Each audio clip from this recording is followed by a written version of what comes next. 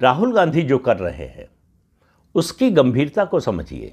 वो भारत की बढ़ती हुई आर्थिक शक्ति और सैन्य शक्ति, जिसका डंका पूरी दुनिया में बज रहा है, उसकी छवि धूमिल करना चाहते हैं। हमारे राष्ट्रीय नेतृत्व का और खासतौर से प्रधानमंत्री नरेंद्र मोदी का जो रुतबा, जो उनकी प्रतिष्ठा पूरी दुनिया में वैश्विक मंच पर है, ग्लोबल स्टेज पर है, उसको धूमिल करना चाहते हैं। तो मतलब अगर आप दूसरे नज़रिए से एक देखें, राहुल गांधी जो कह रहे हैं कि वो, उनके कहने का मतलब है कि प्रधानमंत्री नरेंद्र मोदी फैसला नहीं ले पाए, वो इनडिसाइसिव है। इस देश में प्रधानमंत्री नरेंद्र मोदी से ज़्यादा डिसाइसिव कोई प्राइम मिनिस्टर नहीं हुआ है। और अगर राहुल गांधी को तब भी लगता है कि वो इनडिसाइसिव है, तो इसका मतलब ये है कि वो चाहते हैं कि प्रधानमंत्री और ज़्यादा डिसाइसिव हो। तो प्रधानमंत्री और ज़्यादा डिसाइसिव केवल चीन से झड़प होगी या पाकिस्तान से होगी, उसे भी नहीं रहेंगे, फिर वो राजनीतिक रूप से भी रहेंगे। राजनीतिक रूप से डिसाइसिव होंगे और धैर्य छोड़ देंगे तो राहुल गांधी के लिए एक ही जगह बचेगी, वो है जेल की। अब लोकसभा अध्यक्ष के खिलाफ अविश्वास प्रस्ताव का नोटिस दे दिया गया है। 9 मार्च को इस पर चर्चा होगी, क्योंकि शुक्रवार को संसद का जो बजट सत्र है उसका पहला चरण पूरा हो रहा है।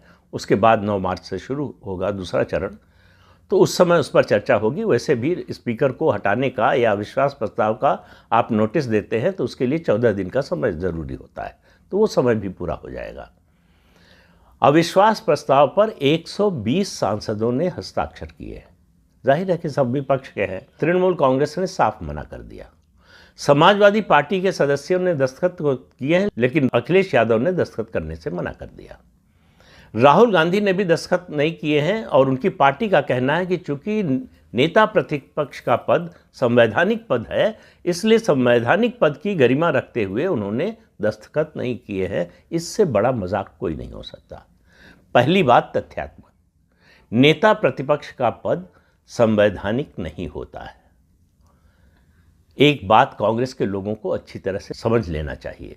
आप पूरा संविधान, जो संविधान हर समय लहराते हैं, वो संविधान का कोई पन्ना खोलकर बताएं कि यहाँ लिखा हुआ है कि नेता प्रतिपक्ष को संवैधानिक दर्जा प्राप्त है। उस पद को कहीं नहीं लिखा है संविधान में। लेकिन राहुल गांधी और उनके समर्थकों का मानना है कि नेता प्रतिपक्ष, चूँकि नए नए बने हैं, राहुल गांधी पहली बार बने हैं, 11.5 साल में पहली बार मौका मिला है नेता प्रतिपक्ष बनने का, तो उनको लगता है कि ये संवैधानिक पद है। इसलिए आप देखिए, हमेशा जो तुलना कांग्रेस करती है राहुल गांधी की प्रधानमंत्री से, जबकि दोनों का कोई मुकाबला नहीं है। 24-25 साल का प्रशासनिक और शीर्ष पर प्रशासन करने का अनुभव है नरेंद्र मोदी को। आज तक जीवन में एक भी चुनाव नहीं हारे हैं। राहुल गांधी जब राष्ट्रीय अध्यक्ष अपनी पार्टी के बने तब चुनाव हार गए अपना लोकसभा का। राहुल गांधी का सामाजिक जीवन में या राजनीतिक जीवन में कोई योगदान नहीं है। उनकी सबसे बड़ी योग्यता है कि वो नेहरू गांधी परिवार के सदस्य हैं और उनकी राजनीति के वारिस हैं। इसके अलावा उनकी कोई योग्यता नहीं है और वो समय समय पर अपने बयानों से, अपने कर्तव्यों से बताते रहते हैं कि मुझ में और कोई योग्यता है नहीं। लेकिन ये झूठ उनका पकड़ा गया है। अब कायदे से होना तो ये चाहिए कि कोई भी शर्मदार आदमी हो तो कहे कि भाई मुझसे गलती हो गई, किताब नहीं छपी है, ये पब्लिशर कह रहा है, ये लेखक कह रहा है, तो उन दोनों की बात एक है तो वही सही होगी। लेकिन राहुल गांधी उस बात पर अड़े हुए हैं।